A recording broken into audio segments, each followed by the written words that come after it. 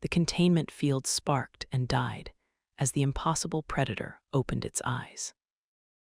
Dr. Kexvara stumbled backward from the observation window, her silver-flecked skin flashing urgent amber warnings as every instinct screamed danger.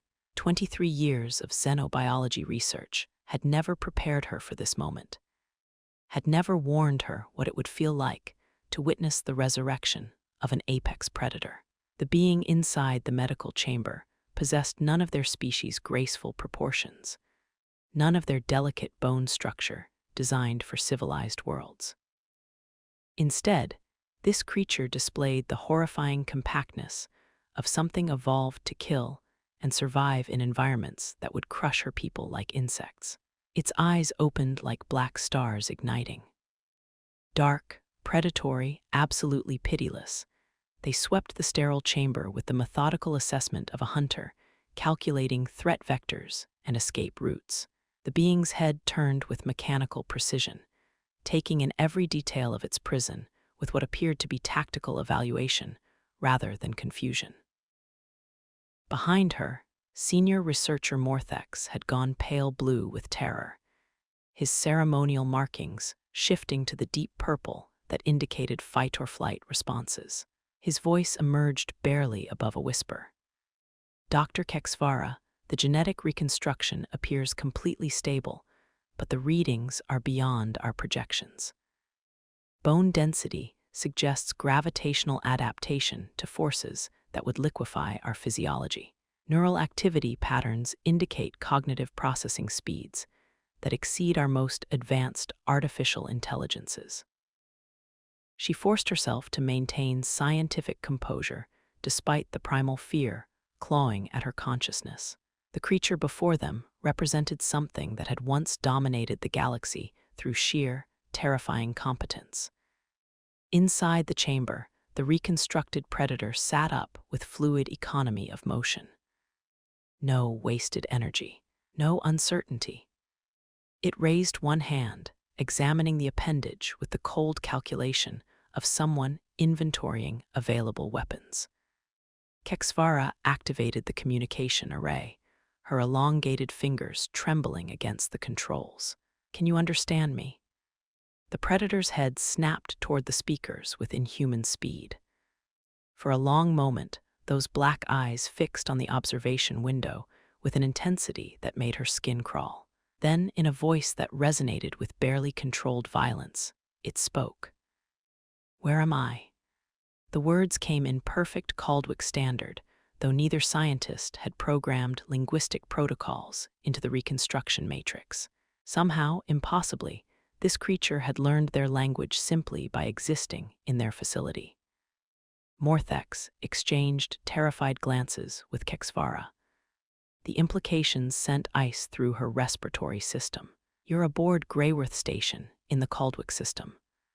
I'm Dr. Kexvara, xenobiologist with the Restoration Sciences Division. You've been reconstructed from genetic material we discovered." The predator absorbed this information with terrifying calm, its dark eyes never leaving her face. Reconstructed from genetic material. It flexed its fingers, watching tendons work beneath skin with the fascination of someone testing weapon systems. "How long have my people been extinct?" The casual acknowledgement of species death, delivered without emotion or despair, sent fresh waves of fear through both researchers. This creature spoke of extinction the way her people discussed weather patterns. "We're not certain." Kexvara struggled to keep her voice steady. "The asteroid containing your DNA has been drifting through space for approximately 15,000 years, but the genetic material appears much older, perhaps 50,000 years. The predator stood with shocking grace despite weighing nearly twice what their physiology could support. Every movement spoke of controlled violence, of death held in temporary check by conscious decision rather than inability. "My name is Adam." Neither scientist had provided that information. The designation had emerged from whatever terrifying depths of genetic memory the reconstruction process had awakened, as if this species encoded identity into their very cells. How do you know that? Kexvara's question carried both scientific curiosity and mounting dread. Adam's expression shifted, revealing something that made her blood freeze. Not sadness or confusion, but predatory satisfaction, as if he had just confirmed a tactical advantage. Because we refused to die quietly. He pressed his palm against the chamber wall, and Kexvara watched in horror as stress fractures appeared in the reinforced, transparent aluminum. The casual display of strength that could shatter their most advanced materials sent both researchers stumbling further from the observation window. Your species calls this reconstruction. Adam's voice carried dark amusement. We call it resurrection, and we prepared for it. The implications crashed over the laboratory like a gravitational wave. This wasn't random genetic preservation. This was warfare conducted across time itself, a civilization so utterly dominant that they had turned extinction into a temporary inconvenience. What are you? Morthex's question emerged as barely a whisper. Adam smiled, and the expression held all the warmth of a supernova about to consume a solar system. We were called human. We were the galaxy's apex predator, and your people have just given us a second chance to prove it. The laboratory's emergency systems activated as the creature's biometric readings spiked beyond their measurement capabilities.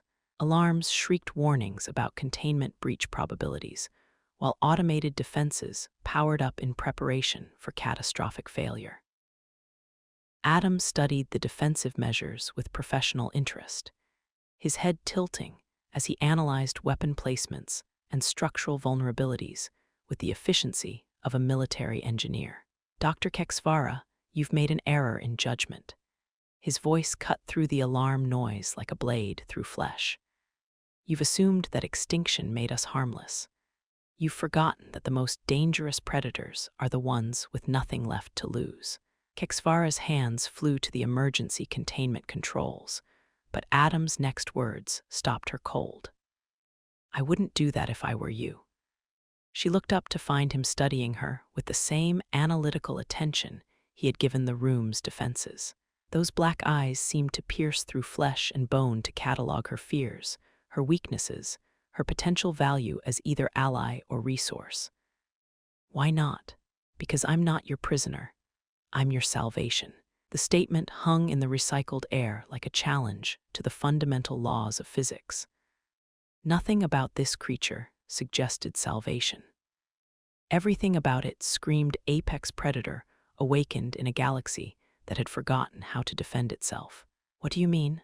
Adam moved closer to the observation window, each step creating new fractures in the reinforced flooring designed to support equipment, masses their species could barely lift. His presence seemed to warp space around him, creating gravitational distortions that registered on their most sensitive instruments. The DNA you found wasn't randomly preserved, Dr. Kexvara. It was weaponized, encoded with everything humanity learned about survival, about warfare, about dominating hostile environments and turning adversity into advantage. His smile broadened, revealing teeth that looked entirely too sharp for supposedly evolved species.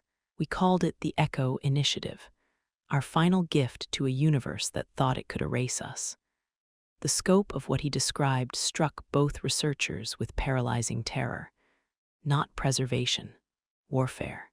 A dead civilization that had somehow transformed extinction into a strategic deployment across galactic distances. How many? Morthex's question emerged as a strangled whisper. Tens of thousands, scattered across unexplored space in preservation matrices that activate when discovered by species advanced enough to decode them.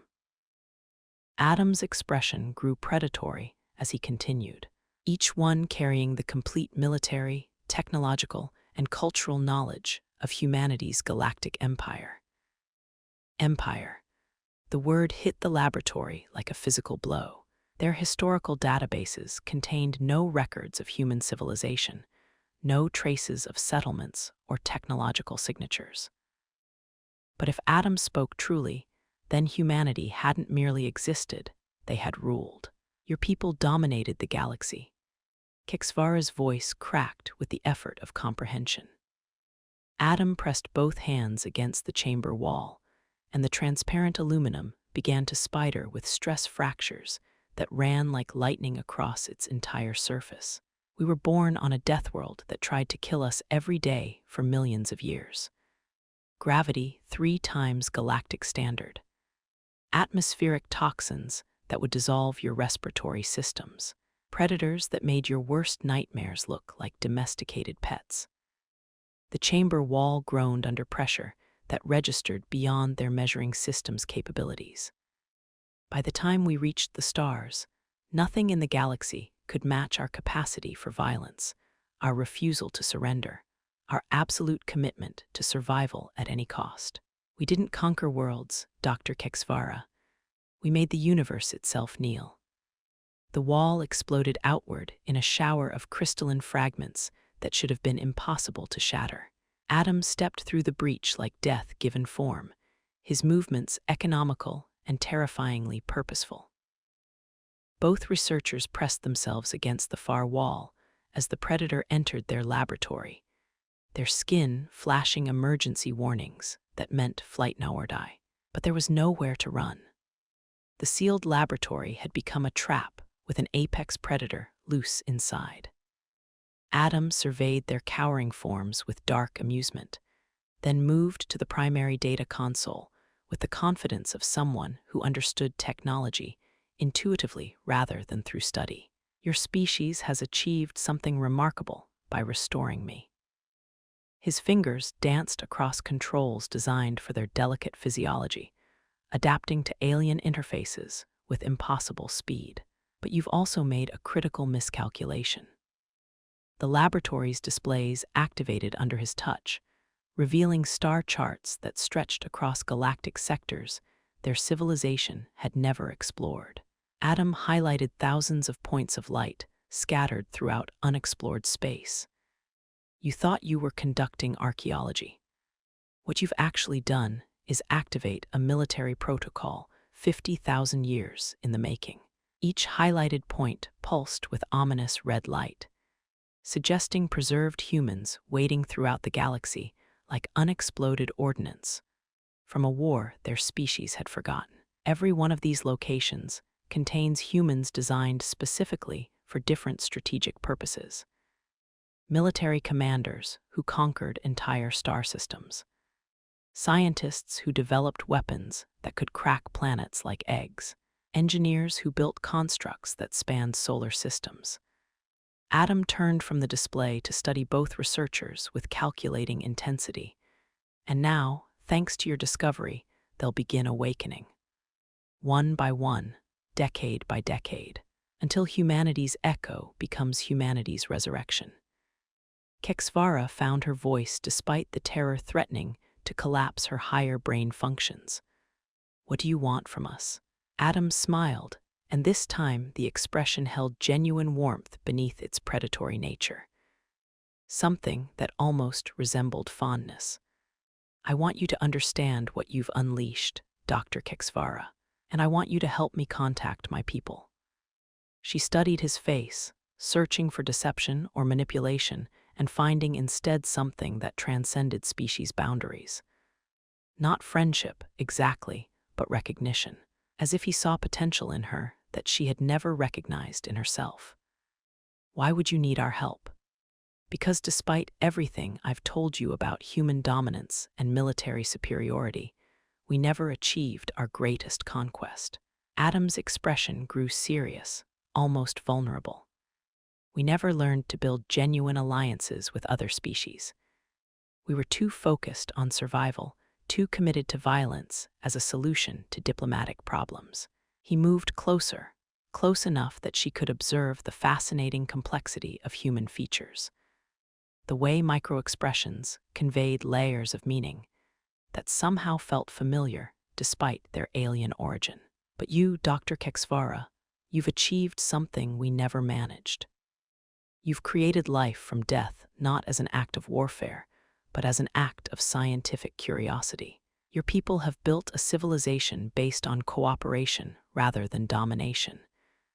The implications of his words began to penetrate her terror. He wasn't threatening them. He was offering partnership. You're suggesting an alliance. Adam nodded, his dark eyes holding depths that seemed to encompass the space between stars. I'm suggesting that together, we might accomplish something neither of our species achieved alone. A galaxy where human strength protects alien wisdom. Where your scientific advancement guides our military capabilities toward creation rather than destruction. Morthex had remained silent throughout the exchange, but now he stepped forward with the courage that had earned him his research position. And if we refuse? Adam's smile returned, but this time it carried no warmth whatsoever. Then you'll discover why humanity's echo was designed to wake up angry. The laboratory fell silent, except for the persistent humming of machinery and the soft crackling of damaged equipment. Both researchers understood they were witnessing a pivotal moment in galactic history. The return of an apex predator species with 50,000 years of accumulated resentment and the technological capability to act on it. Outside the laboratory's main viewports, the stars of the Caldwick system burned with their usual steady radiance, unaware that the balance of power in the galaxy had just shifted toward something older, more dangerous, and infinitely more determined than anything that had evolved in the eons since humanity's apparent extinction. Adam moved to the communication array with predatory confidence, his fingers adapting to their technology with the fluidity of someone born to master any tool placed before him.